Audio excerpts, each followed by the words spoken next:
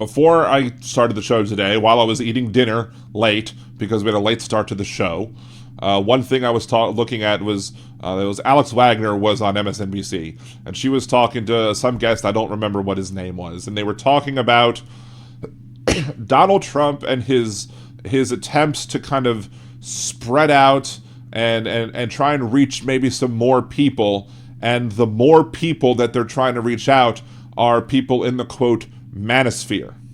And they used examples like Logan Paul. They used examples like, I forget what the guy's name, but he's a comedian with a mullet from Louisiana. Trump was interviewed by him. They talked about cocaine use. It was very weird. But of course, as Tim Walz says, they all are just very weird. They're just very weird people. And Alex Wagner and this other person were talking about how is the Manosphere a new thing? They've never heard of the Manosphere before. They've never heard of this sort of stuff. This must be new in this election cycle. And I looked over at my wife and I was like, where has she been? Are you hiding under a rock? What the hell are you talking about? The Manosphere has been around for a very long time. Almost probably since the dawn of the internet. You've probably had, IRC chats way back in the day where men got around and harble-garbled about how horrible men are treated in the patriarchal society that we live in. I've been doing the Unraveling Toxic Masculinity videos for a good bit now at this point. It's a playlist that I have. You can see it on liberaldanradio.com. But I had wanted to talk about these people for the longest time. Sorry, a little crack into Billy Joel there. Hopefully I don't get a copyright strike because of my bad singing. I should get some sort of strike for my bad singing though, right?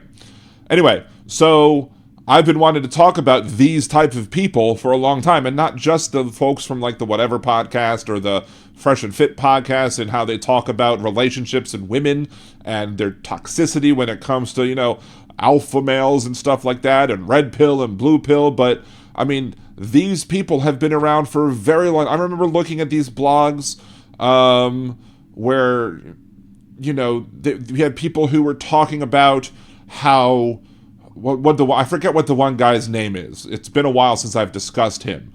But these people who put undue weight on false rape accusations, for example, one of these people proposed the idea within the Manosphere that you should, as jury members, until they fix the problem of false accusations, that you as juries should vote to acquit anybody who is charged of rape. Doesn't matter if the facts prove that they're rapists or not. These people would tell you that you should use jury nullification to not convict these people of the crimes that they were accused of because they put undue weight on false accusations. And these people have been around for like at least 2006. I'll say 2006, maybe 2007. I don't remember looking at that stuff any earlier than that, but they probably still existed well before that. But that was my introduction to the whole manosphere, was back then. And since then, I've been arguing with these people because on the show, I tend to want to put more of a focus on victims of, sexual assault and rape and everything. I think that there's discussions to be had about false accusations, but I think we should be responsible in how we talk about them, and we should be responsible in making sure that we don't elevate that to actual, rape cases, sexual assault cases, people that are victims. We should, if we're going to talk about those small things as a topic, we should talk about those other things much more. Like how the Brock Turners get away with their crimes and how other people get away with sexual assault, or how people can claim affluenza use their privilege to be able to avoid jail terms, or, oh no, what happened? This person's life will be ruined because of a mistake that they had. They didn't make a mistake. They raped somebody, right? But these people in the Manosphere, these people who give undue weight to false rape accusations, these people who do these things, have been around for a very long time. And how Alex Wagner has missed, I don't expect everybody to know about them, but if you're going to be doing a news show, and if you're going to be having one of the topics of your news show be on the Manosphere, shouldn't you do a modicum of research to be like, oh, well, let's see how long this thing has been around for, instead of just saying, well, I've never heard of it, so it must not have existed until I heard of it. That's almost like MAGA level logic at that point. You don't hear about it, so it doesn't exist? That's absurd. Because it has existed. And I've been arguing with these people for years and years and years. And I've been talking about those people on the podcast for years and years and years, which is what made me want to eventually have a series of videos that tackle the people who are the MGTOW, the men going their own way, the incel types, the red pillars, the black pillars. I think that's a new thing. I think black pillar might be a new thing, or something new to me at least.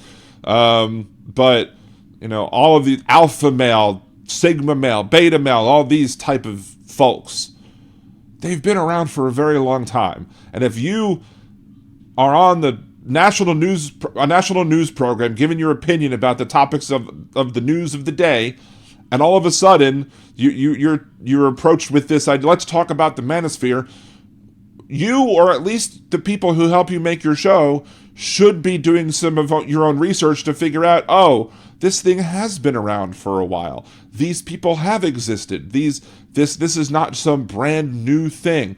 Logan Paul's not, new. Logan Paul's been on the internet forever. And while it might have started a while back as just a bunch of prank stuff, or stuff for the Vine and on Vimeo or whatever, and now then he moved up to YouTube and whatever, and now he has his own, now he's a wrestler, now he's has his own energy drink, whatever.